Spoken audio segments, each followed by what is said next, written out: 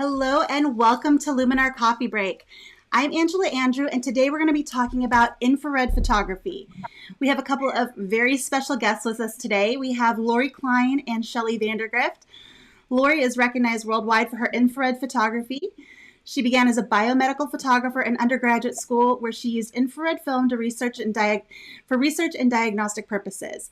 What solidified her love and passion for infrared was when she began photographing with infrared film under the tutelage of Ansel Adams when she was a young woman and has never looked back. Laurie gained acclaim and recognition as an infrared portrait photographer photographing the female form and the environment. Her work embodies a soft, passionate style that most often depicts the human experience in nature. She has her BFA from RIT and her MFA from OU. She's been teaching for more than 30 years, and her work has appeared in hundreds of publications and in numerous gallery exhibitions. She's the author of 3 infrared books published by Amherst Media. Shelley Vandergrift fell in love with photography as a child, working with her father at their in-home darkroom. From that early time, the technical components of post-production process held as much attraction for her as the creative experience behind the lens. Shelley considers the image her canvas and the computer her brush and palette.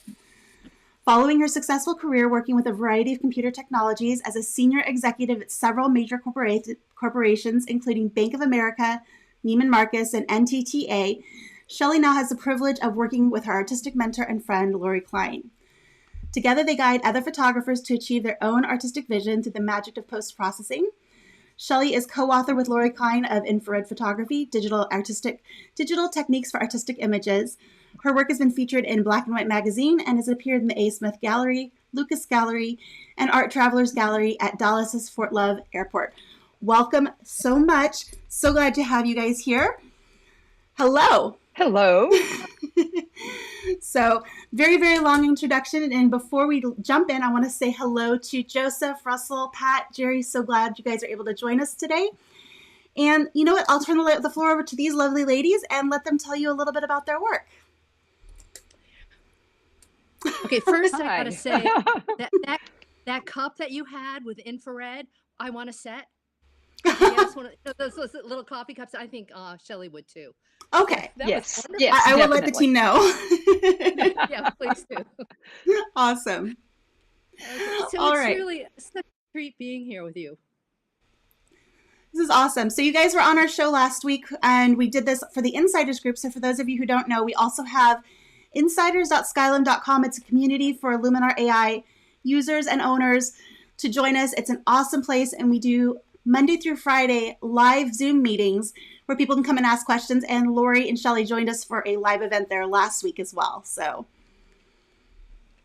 yeah, it was great. We had a wonderful time. What a great audience. They are a fun group, and we have a couple of them here with us again today. So, oh, great. Yeah. So whenever you're ready, I can go ahead and share your screen. Okay, why don't you go ahead? All right. Well, there you go. Okay, Laurie, hit it. Hit it.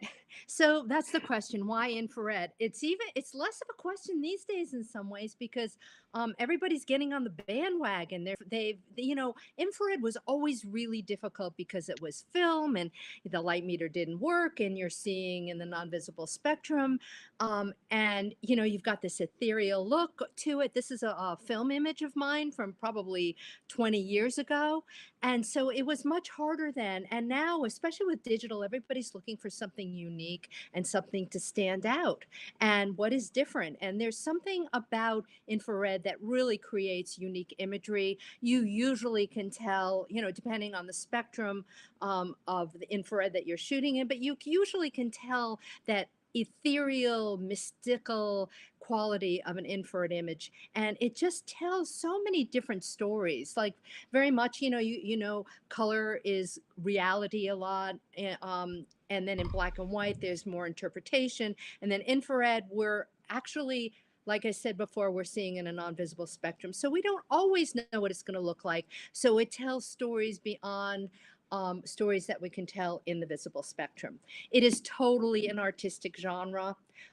There are a few rules that, Shelley and I teach all over the world infrared, and there are a few rules that we do say learn them, because you know, to really understand about infrared and get the fundamentals of it, but they are in a lot of cases meant to be broken. And now with technology, and especially with Luminar, you can do so many different things. And it's just, it's really, it's crazy, it's wacky, it's loony, but it's so, I mean, I'm still in love with it after 40 years of infrared. So it's really great. And you do get to stretch your creativity muscles because, you know, very often we get in kind of a slump is that we know how to do something and our images look the same, but sometimes we would just want to go for a joyride and try something different. But I will say with infrared, almost everybody that tries it once are hooked, right, Shelley? Absolutely. They are so hooked. So yeah. As a matter of So fact, I'm sorry, Laurie. As a matter of fact, I have a Canon 5D that I shot with for years. And when I picked up an infrared camera, that poor Canon 5D has spent the last 2 years in a bag in my closet because I am so hooked on infrared. it's kind of a good obsession, like a healthy obsession. Yeah. So a lot of we don't. I mean, unfortunately, we don't have time to go into great depth about infrared. This is the new book that Shelley and I have co-authored. And if you have questions about getting started, you know, capture what equipment. You know, there's so much equipment out there. There's so many. There's a diversity in mirrorless and DSLRs. So, you know, it's what works best for you, and then also what nanometer of the spectrum you know that you want to go into. So, this book is it's sort of like a Bible for infrared, and it's the reason we redid this is that we needed it to be more contemporary because things were happening so fast in the infrared world, and it also talks a lot about post production. So capture is really important because we how do you see how do you pre-visualize, you know, that's what Ansel taught me is that how do you pre-visualize the scene, and it's very hard to do that with you know in infrared. And then what do you do in post-production, because different post-productions, you know, with Luminar it's so great because the different looks will give you different feels, and so that's something to learn about, and the book pretty much covers most of this. We also have a number of free resources on Laurie's website. We have PDFs on different aspects of infrared photography. There are also videos that you can watch, some from B&H Optics and some from other locations that'll give you some ideas on infrared photography.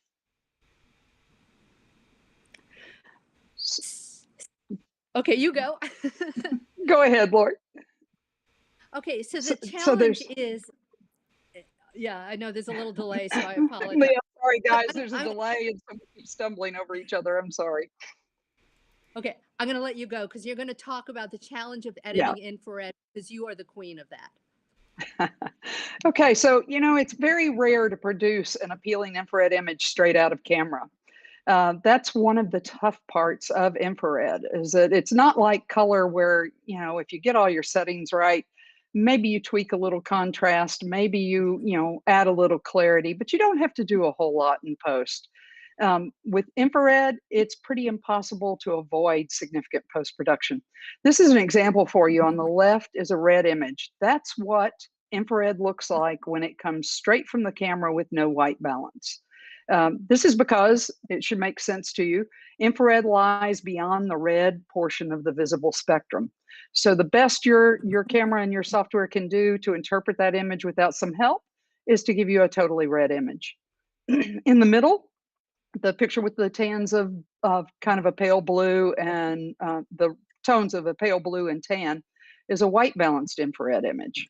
And then on the right is a black and white image where we've done additional processing. There are certain things that you want to do to every infrared image. Those are covered in our book and pretty much in any class you would take on infrared. But because of the post-production, it often scares people away from participating in infrared. But along came Luminar, which we found to be a great tool for infrared. When we first started using Luminar, and actually Laurie and I both started with McFun, but we started realizing with the advent of Luminar 2018 and the presets that we could really make life much easier for our students by creating presets for Luminar that would do most of the heavy lifting for them with infrared. We have had presets out for a number of years. They have been purchased by people all over the world. We get a lot of positive feedback, and it makes the whole difficult process more of a 1 or 2 click effort. Luminar is so powerful, except it's easy to learn, which is a rare combination in imaging software. It's really oriented toward creative editing, which is key to infrared. As we said, it's a totally artistic genre. You want to do a lot of creative choices. I always say there is no right and wrong in infrared because nobody has seen that unseen light except your imagination. So it's whatever you want to make of that image. The presets and templates, as I said, in Luminar made it a perfect solution for many of our students. And the fact that you can take those presets and then make them your own, make changes and save them as your own presets is a huge, huge plus for Luminar. So with the advent of infrared mastery, with the advent of Luminar AI, we had to redo everything because, as you might know, the presets from previous versions don't work exactly the same in Luminar AI. And one of the things that really stumped us at first was the fact that the channel mixer had been removed from Luminar AI. And that's a tool that not too many photographers use, but infrared photographers, especially those who want to do color infrared, rely on it heavily. So we had a conundrum when we first got Luminar AI. We were like, oh my gosh, what do we do? We developed a set of custom LUTs that actually do the channel swapping without a channel mixer. So here's a preview. Our presets are not quite out yet. They should be in the marketplace soon. We're just waiting for the final work by Skylum to get them out there. You'll see in that middle row, those are all the channel swapped. And if you know anything about infrared, that you can see the white foliage, the bright blue skies, and there are 6 there because we did a set for each of the most popular color conversions for infrared. The set includes, as you see at the top, a couple of black and white, some native color, and then down at the bottom, we have some artistic toning. Okay, Laurie, you want to talk about your image? Yeah, so I'm known for the female form in the landscape, but the landscape, having the background of the landscape as a landscape photographer, it's a real wonderful marriage between the two. But it does present sometimes some challenges with infrared, and yet at the same time, it's something that is so unique and powerful. So this is how my image comes out of the camera. It's an unadjusted infrared image. And this was an image. I'm a very slow shooter. I wait for things to happen. My model, I made her run so she would get up onto the rock. And then in the upper right, I saw this cloud coming in. It looked like a skull. And I just thought that the juxtaposition and the diagonal lines were really important. So again, Shelley loves talking tech. I do tech in order to tell my story, but really the capture, the capture is important for both of us, but that for me is where my roots are. And so this is how it looks. And you get the native color, you get some blue, you get some browns, and then the next slide shows one of yeah. So this is it adjusted with a black and white basic template. So as Shelley said, there's certain things that we need in every infrared image to make it look like an infrared image. And for me, it was going back to the film days. What characteristics did it have? So we want to glow. We need to sharpen, because if any of you do infrared right now, the images come out pretty boring and flat. So we need to sharpen it. Oftentimes we need to do a little vignetting. And so this is one of the looks, and I just think it's really beautiful. It tells a different story than the original one that I showed, the first one, but each time we kind of figure out what our story is, we can figure out then what are the templates that we would like to use. So the next one is also an unadjusted infrared image. And, if you know a lot about infrared, the separation is really important.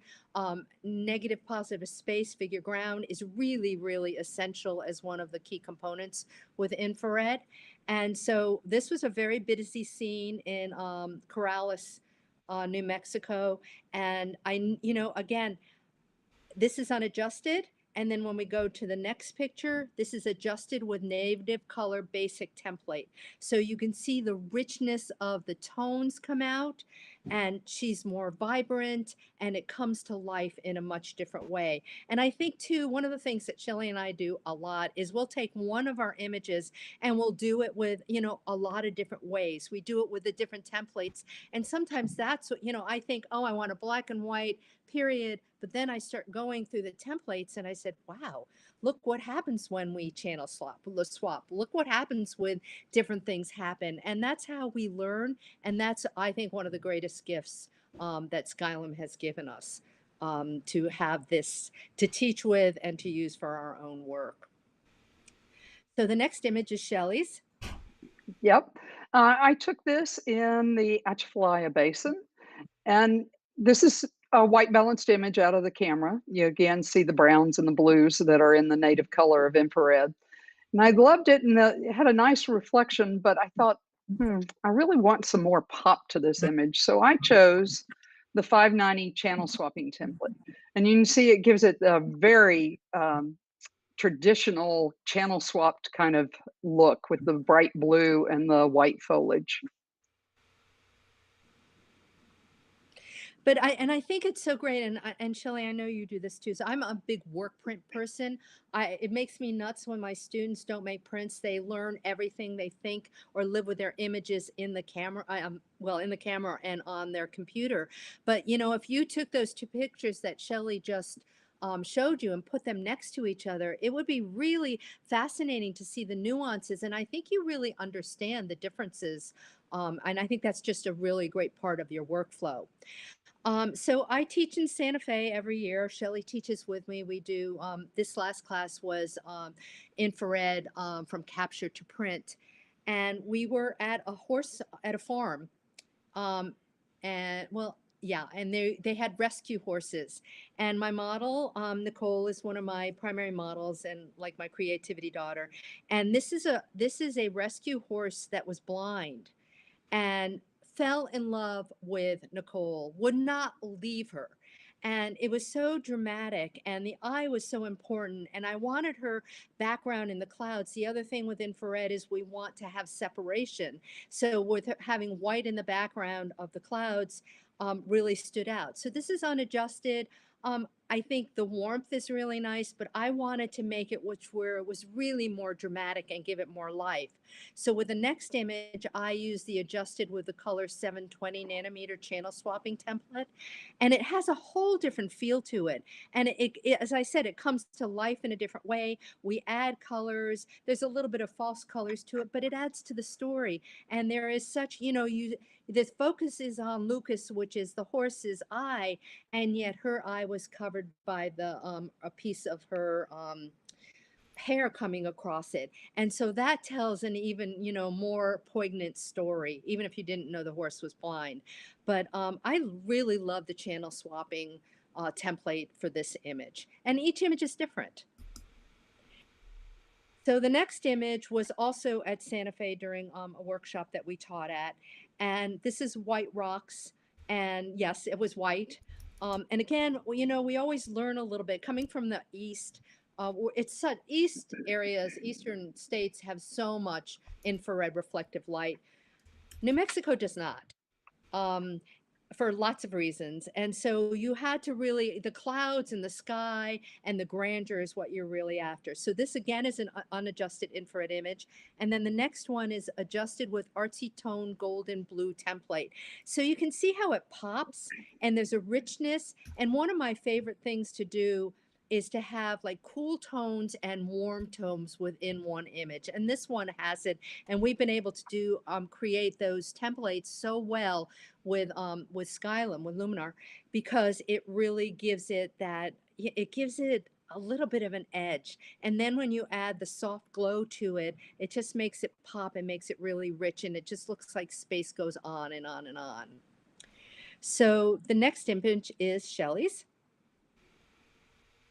Yeah, so this is one taken recently here in Delaware, and I've become fascinated with these grasses and the amazing skies here. The really unusual clouds. I'm in a coastal town, and so we get those amazing coastal skies. I was out driving around, and I saw this, and it looked to me like a almost like a dance performance with the clouds dancing in the sky and the grasses at the bottom reaching up, or the standing audience, if you will.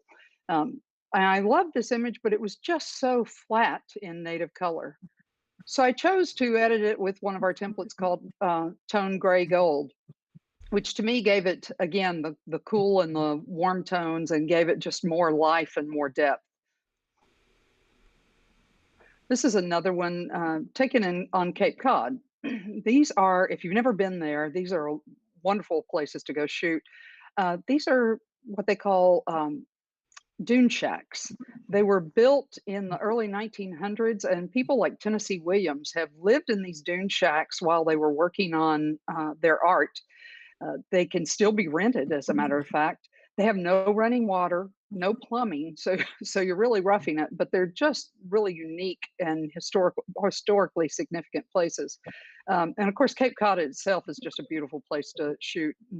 When I took this, I was thinking, it really needed some mood added to it. So I chose to use the steel blue template, which really gave depth to the sky and to the grasses, and to me made the image.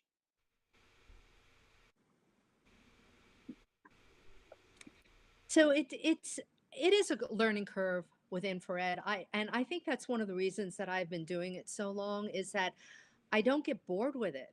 There's always something new. There's always a little bit of a surprise. And now with digital and us being able to do presets and templates has just opened up another whole way for us to storytell and also tell different stories. And as I have to be careful, because when I've been in a medium for so long, it's very easy to copy myself.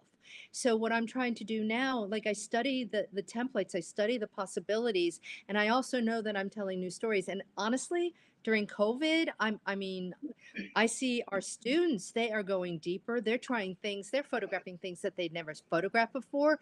And so for them to do post-production in a different way, because how do you tell new stories? You don't want to tell them the old way. So what's really fun is that we can try and experiment with all these different ways of making these images come to life. I'm a big believer of having a muse, and Nicole is one of my muses. And so I learn a lot by using the same model over and over again. And I've known her for a very long time, since she was a young lady.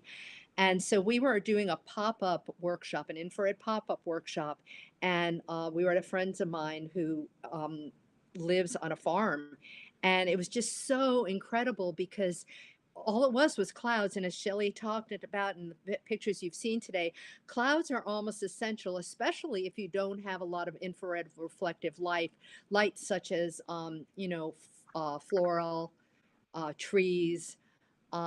So you want to have clouds. So what was really cool is that we had clouds that day. I laid on the ground practically. I wanted her walking into the clouds. And I said, I've done this image similar. How do I do it differently? So what I did is, with the next image, is I tried, this is not me. I don't usually, I'm pretty conservative, not in my image taking, but in my post production, because I learned these were the rules. And how do you break those rules? And then we're now being given all these other options, like this artsy tone textured gold template that we did for Skylum. And it's just magnificent, because look at the story it tells. It's like, is she fading? Is she going into the distance and walking away? Is she going into the clouds? So this is not an image. Shelley, when we were playing, she says, "Oh, Laurie, just go for it. Try something really different." And I'm like, I really like this. It works, because it tells, it's almost transparent. And she becoming transparent. So again, the amount of stories that can be told, because I have a lot of confidence in my capture, just because that's what I know, that's what I do. But now it's like, we have this other capacity to play in ways that we never could, especially with infrared. So the timing is just incredible on this. And then my next image, it's an unadjusted infrared image. So you can see again, you've got warm tones and you've got some cool tones. This is what happens. I use primarily a 720 conversion. I am, Shelley does like the mirrorless. I haven't gone there. I don't like to see things live. I'm, when you've been shooting in DSLR or, Nicker mats and Nikons and Hasselblads and looking through the lens was always really important to me. So I almost like this really without any adjustments later on, but then I'm saying it's got a lot of cold to it, and it's like her eyes are closed. She's looking up into the sky. So what is she thinking? So I needed something that would add to that kind of a feel. And so with the next image, this is with adjusted with artsy tone selenium template. And I don't know how many of you are darkroom users, but when I worked in the darkroom, every one of my infrared images, well, I wouldn't say everyone, but majority of them were selenium tone. So it almost gives that cool tone, warm tone, but it just have just a different feeling from the one that came out of the camera, the non-adjusted one. And I just love it's like, did she stop breathing for a minute? Is she ready to exhale? So it asks questions, and I really, really love images that ask a lot of questions. So anyway, we're just gonna do a couple other slides and then open it up. Um, so infrared opportunities. Just so you know, we have visual visionaries on Facebook, and many of our infrared students follow and post their images there. So it's a way of people to, challenge each other and also talk about, oh, how did you get that infrared image to look that way? So people can talk back and forth, and it's a community. And that's the wonderful thing about our classes is that I have to say almost every class we have a huge amount of repeats. So we grow with the students and the students grow with us, especially now because technology is changing so fast. And, Shelley's keeping up with it really amazingly because it's like we do something and then, oh, let's try something else. And that's really exciting for us. We also are offering an infrared A to Z workshop October 17th through 18th. It's a 2-day online It's class actually covering all. 16th and 17th, Lori. Oh, sorry. I had, yeah. That's okay. 16th, 17th. Yep. And it covers all aspects of infrared. It's really great. You go out and shoot, and then we go through, the everything from custom white balance to our final prints. Did you want to add anything to that one, or I'll go on? No, we offer this usually twice a year, and the next one coming up is in October. And I stumped Laurie on that one because I changed it. I had made a mistake on the dates, but it's October 16th and 17th. Yep. Yep. And then Okay. sometime in the fall, we'll be doing an infrared post-processing intensive workshop. It'll be a 4-hour class online. And then finally, we wanted to tell you that if you go to Laurie's website and peruse the store, there are all sorts of free resources. We mentioned some of them earlier. You can also join the mailing list, and we don't send out much, but we a couple of times a month send out notices of new events and new products, etc. Yeah, and we also have I have a virtual cocktail party, which is we have infrared photographers come on and other people come on, and it's really nice to have a community. And as we see infrared growing in popularity, I think it's even a stronger way because, and Shelley and I will tell you this, there's a lot of information out there on infrared. There are a lot of experts out there on infrared. Learn it right to begin with, because if you learn it from somebody that thinks they're an expert and they're not giving you the right information, you're going to have to start over again. So just be really do your research if you take a class or you're going to read anything about infrared. So anyway, that was fun. Awesome. Yeah. Well done, guys. Quick question from the chat. Jerry would like to know what it's like to photograph infrared with snow and ice. What kind of excuse me, tones and how does the light or I have no idea how it works, but what do you get when you photograph snow and ice? So one of the things that happens, one year I just, I usually stop shooting in the winter, and one year I said I can't. So I did this whole series on snow queens, snow princesses, and Snow Kings. And so I actually brought, yeah, my models were laying in the snow. Um, which, I ask, and if they say no, it's okay. So we don't have a lot of infrared reflective light, but what happens in snow is that we want contrast. We want bright light, and the thing about snow is it reflects the light back up. So yeah, you won't have that, what you saw in the trees. You won't have that white kind of thing. But the skin tones, I love skin tones in infrared. I mean, I was a wedding photographer for 25 years, and I was known as the infrared, wedding photographer